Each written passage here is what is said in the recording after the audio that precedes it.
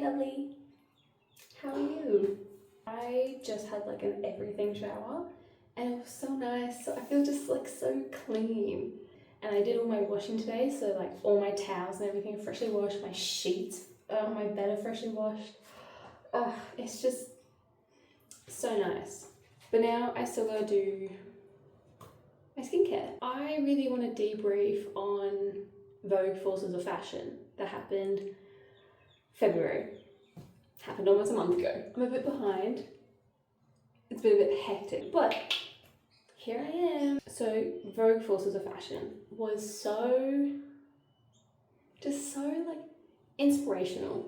Everyone there, it was either they are interested in fashion, they're in fashion, or they're there just to like fangirl over like all celebrities going there, or they're just interested in Vogue or anything. But no matter what, everyone there, they all had like similar interests like with fashion. And like you're just surrounded by people who are just like also like dressing up for it and like wanting to learn, and everyone's just in cute outfits, and I just loved it. I just really felt like a sense of like belonging in a way. It was like my first proper like fashion event as well, that like attending anything like fashion related.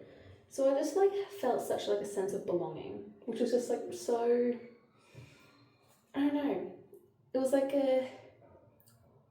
made me feel very like at peace in a way.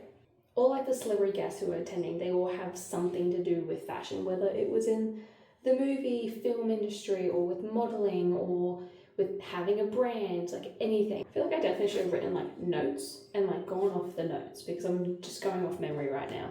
And names are starting to really slip. I don't feel like double cleansing at all, but I know I should.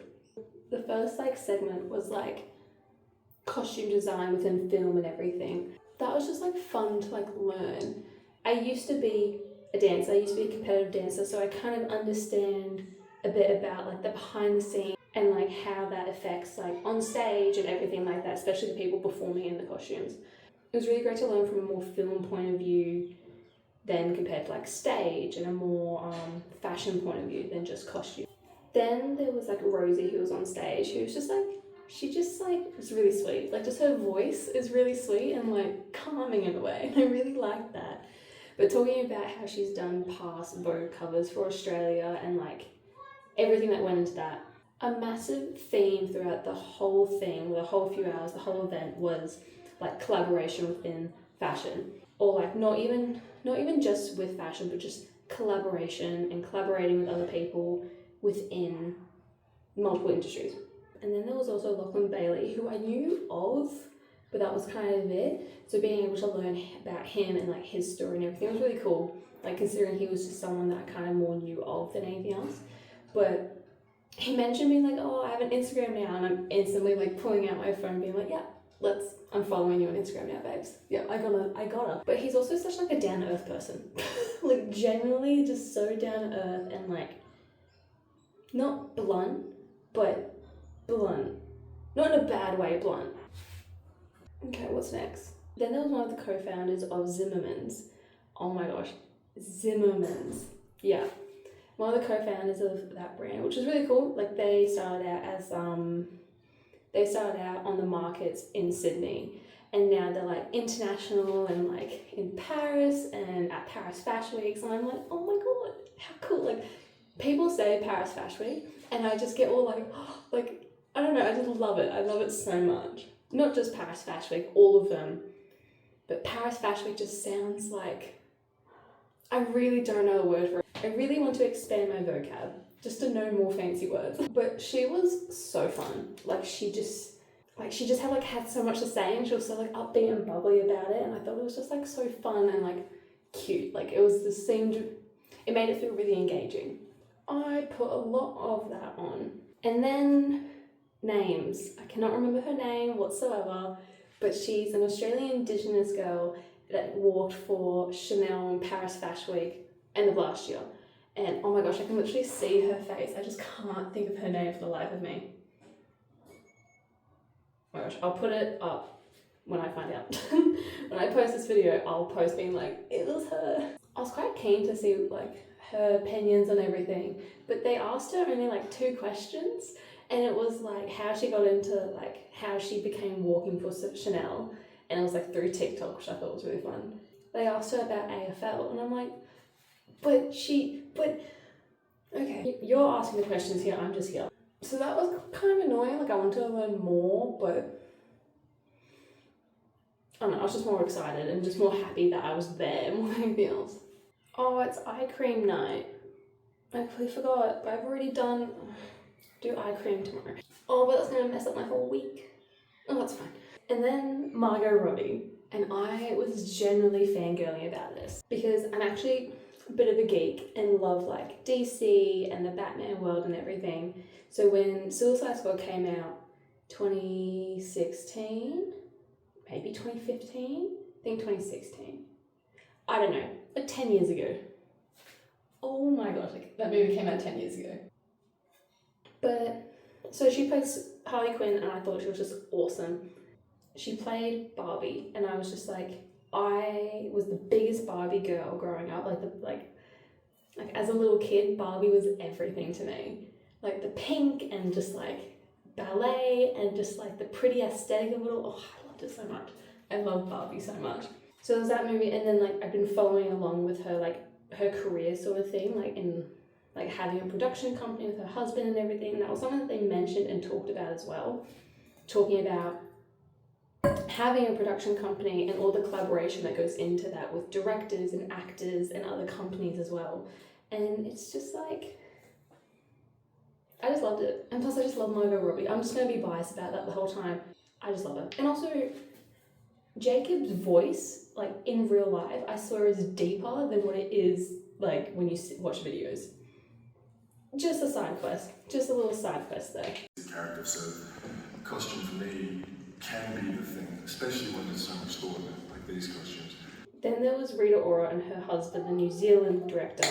I cannot say his name, so please don't make me say it. I just can't say it, and I don't feel like butchering it on my first video on YouTube, so we're going to move past it. They were like asking each other questions from like fans and stuff like that, so that was really fun how it was just like a one-on-one with the two of them. But something that like stuck with me is when Rita Ora said how like she never wanted to be kept in like a cage or like boxed in or like kept in like a category sort of thing. So she's like an artist, songwriter, singer, but she also wanted to dip into acting and do this and do that.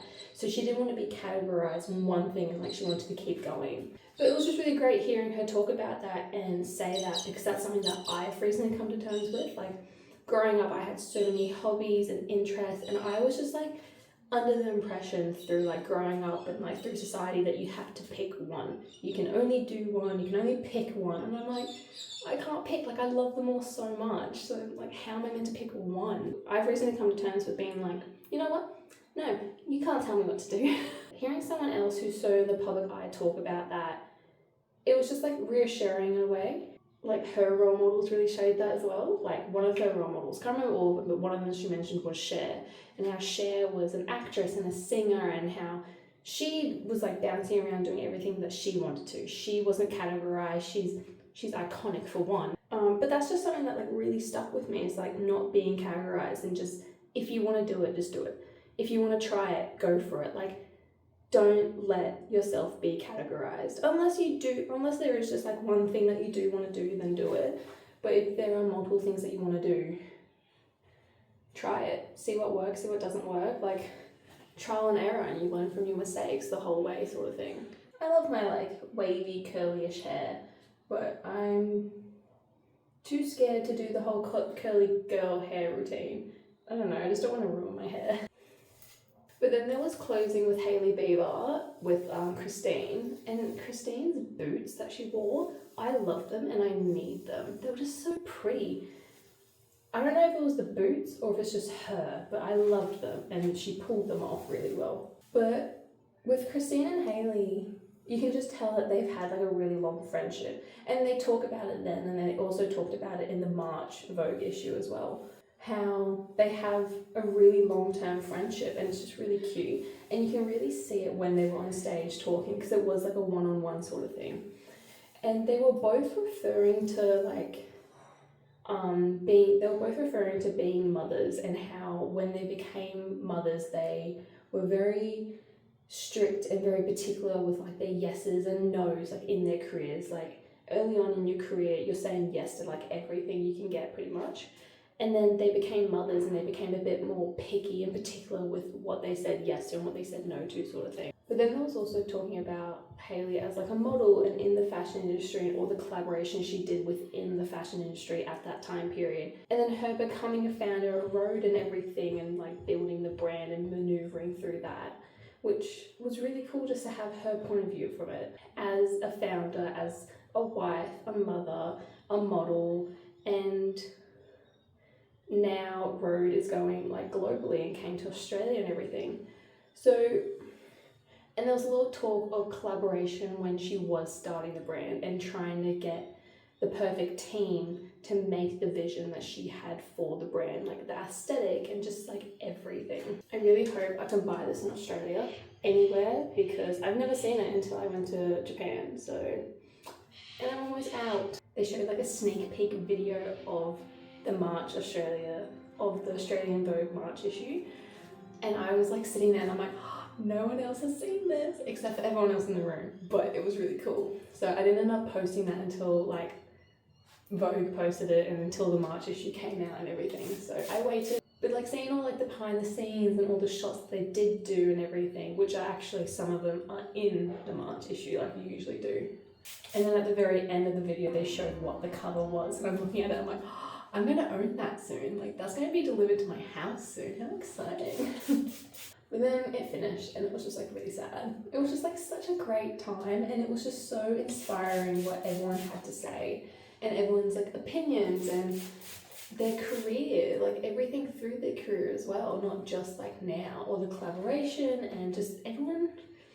It was just all these great people, all these great unique individuals talking about fashion. And it was just fun. Like just the idea of it was really great. And then I left. And I had to walk back to my accommodation in like heels and I got the biggest blister on the back of my foot. Worth it though. I just really hope that there isn't more that I'm going to say. That I'm going to be editing this video and I'm just going to think of like 20 more things I should have said. Because I've left this video quite late and I don't want to leave it any later. I think I'm just going to leave it at that though. I have freshly washed sheets to get into, which I'm so excited about. And hopefully, and maybe put pimple patches on these because I'm not having fun here.